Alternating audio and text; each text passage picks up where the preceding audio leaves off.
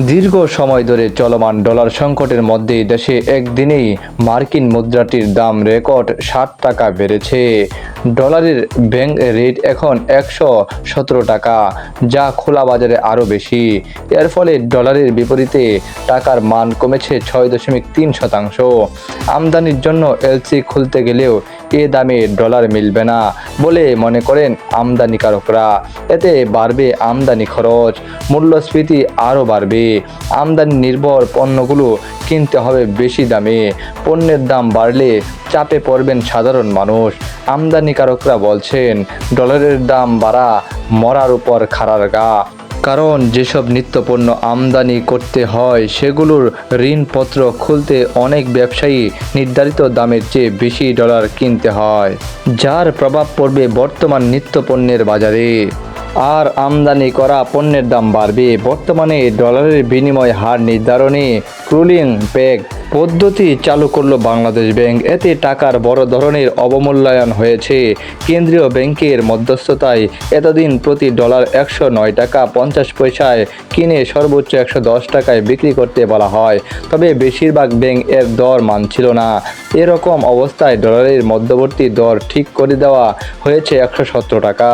ডলারের দর বৃদ্ধির ঘোষণার পরে খোলা বাজারে বুধবার ১১৯ টাকায় উঠে যায় সকালে, যা ১১৭ থেকে ১১৮ টাকায় বিক্রি হয়।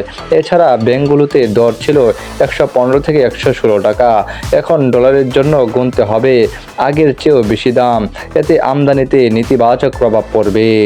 বেশ কয়েক বছর ধরেই ডলারের বাড়তি দামের কারণে খুচরা বাজারে বেড়েছে আমদানি করা নিত্যপণ্যের দাম।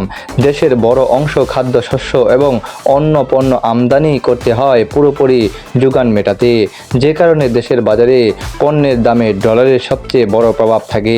বিশেষ করে চিনি, পাম তেল, সয়াবিন তেল, দুধ ও দুগ্ধজাত পণ্য, আদা, মরিচ, গম, চাল, মসুর ডাল, পেঁয়াজ, আদা, রসুন, তেল বীজ রয়েছে শীর্ষ খাদ্য সামগ্রী আমদানির মধ্যে। এছাড়া সাধারণ মানুষের নিত্য প্রয়োজনীয় সাবান, শ্যাম্পু থেকে শুরু করে শিক্ষা, চিকিৎসা, পরিবহন সহ খাদ্য বহির্ভূত খাতেও খরচ বাড়বে। সংশ্লিষ্টরা বলছেন, মূল্যস্ফীতির ধনী গরিব নির্বিশেষে সবার উপর চাপ বাড়ায়।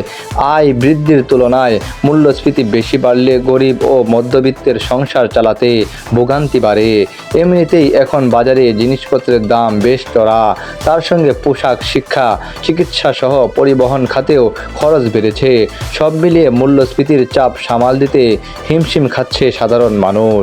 বাংলাদেশ দোকান মালিক সমিতির সভাপতি হেলাল উদ্দিন বলেন, আমরা আমদানি নির্ভর।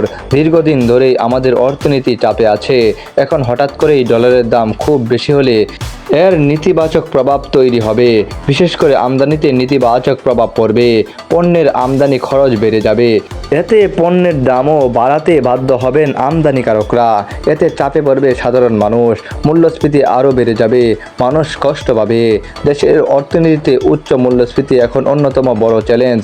বুধবার বাংলাদেশ ব্যাংকের মুদ্রানীতি কমিটির এক বৈঠকেও সেটি স্বীকার করা হয়েছে। এই বৈঠকে অর্থনীতির দুটি চ্যালেঞ্জ হিসাবে মূল্যস্ফীতির অব্যাহত উচ্চ হারের পাশাপাশি বৈদেশিক মুদ্রা মজুদের ক্রমাগত অবক্ষয়কে নির্ধারণ করা হয়েছে। ফলে ডলারের এই দর বৃদ্ধি মূল্যস্ফীতির চ্যালেঞ্জ আরও শক্তিশালী করছে।